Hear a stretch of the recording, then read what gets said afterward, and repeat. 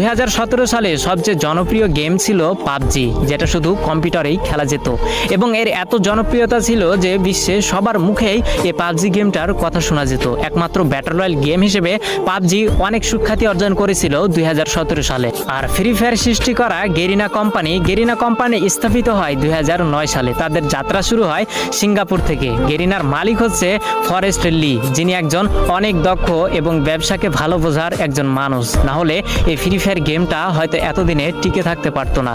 তো 2009 সাল থেকে গেরিনার যাত্রা শুরু হলেও তারা কোনোভাবে কোনো গেমে সাকসেস পেল না, সবকিছুতেই তারা ফেল হয়ে গেল। একের পর এক ভিডিও গেম রিলিজ করেও মানুষের মন জয় করতে পারছিল না। তো 2014, 15, 16 সালে গেরিনা বেশ কয়েকটি গেম মানুষের সামনে উপস্থাপন করে, কিন্তু এত পরিমাণ ভালোবাসা এবং এত পরিমাণ জনপ্রিয়তা পায়নি গেরিনা কোম্পানি ওই অন্য গেমগুলোতে। কিন্তু সবকিছুতেই একটা টার্নিং পয়েন্ট থাকে, যেটা 2017 সালে গেরিনা কোম্পানিকে তাদের মোড় ঘুরিয়ে দিয়েছিল। যেহেতু 2017 সালে শুধু পাবজি গেমটাই ব্যাটল রয়্যাল গেম ছিল এবং মানুষের মাঝে উৎপত্তি হয়েছিল একটা বিশেষ গেম হিসেবে, সেহেতু গেরিনা কোম্পানির মালিক ফরেস্ট লি ভাবলো কেননা মোবাইলের জন্য একটা ভালো গেম উপস্থাপন করা যাক বা মানুষের সামনে ছড়িয়ে ফেলা যাক, যার হাত ধরে কয়েকজন টিম নিয়ে এই গেমটাকে তৈরি করার কাজ শুরু করা হলো।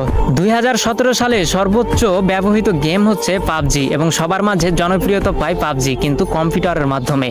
ফোনের মাধ্যমে এই পাবজি গেম এতটা জনপ্রিয়তা পায়নি। সেই সুযোগটাকে কাজে লাগিয়েছে গেরিনার কোম্পানির মালিক ফরেস্ট লি তৎক্ষণাৎ ভেবে উঠলো যে মোবাইলের জন্য একটা গেম তৈরি করা যাক, যে গেমটি অনেক কম দামি ফোনেও যেন সাপোর্ট খায়। তো যার জন্য কয়েকটি টিম গঠন করে গেরিনার কোম্পানি ফরেস্ট লি কাজ করা শুরু করলো। 2017 সালের প্রথম দিকে এই ফ্রি ফায়ারটাকে তৈরি করা শুরু করলেও 23 আগস্ট 2017 সালে এই গেমটাকে পুরো বিশ্বে ছড়িয়ে দেয় গেরিনা কোম্পানির মালিক ফরেস্ট লি, যেটি একটি সিঙ্গাপুর কোম্পানি এবং সিঙ্গাপুর থেকে এর হেডকোয়ার্টার এবং পুরো গেমটাকেই পরিচালনা করা হয়। তো 2017 সালে যখন সাধারণ মানুষ সাধারণ ফোনে এই গেমটাকে খেলতে পারতো, তখন পাবজির জনপ্রিয়তা ধীরে ধীরে কমতে শুরু করলো এবং যেহেতু কম দামি ফোনেও ফ্রি ফায়ার গেমটাকে খেলা যেত, যার জন্য সবাই এই ফ্রি ফায়ার গেমে ঢুকে পড়লো। তার দেখা দেখি পাবজিও 1 বছর পরে তাদের মোবাইল ভার্সন বের করলো, কিন্তু অনেকটা দেরি করে ফেলেছিল পাবজি, কারণ সাধারণ মানুষের মনে এই ফ্রি ফায়ারটা অনেকটাই জায়গা করে নিতে পেরেছিল।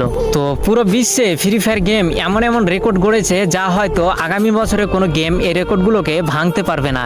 তেমনই দুটি জনপ্রিয় রেকর্ড হচ্ছে 2019 সালে সর্বাধিক প্লে স্টোর থেকে ডাউনলোড করা গেম হচ্ছে ফ্রি ফায়ার গেম, যার জন্য প্লে স্টোর থেকে তাকে অ্যাওয়ার্ড দেওয়া হয়, এবং 2020 সালে দৈনিক 80 মিলিয়ন অ্যাক্টিভ ইউজার এই গেমটি অর্জন করে ধরে রাখতে পেরেছিল, যার জন্য এটি একটি বিশ্ব রেকর্ড হয়েছিল।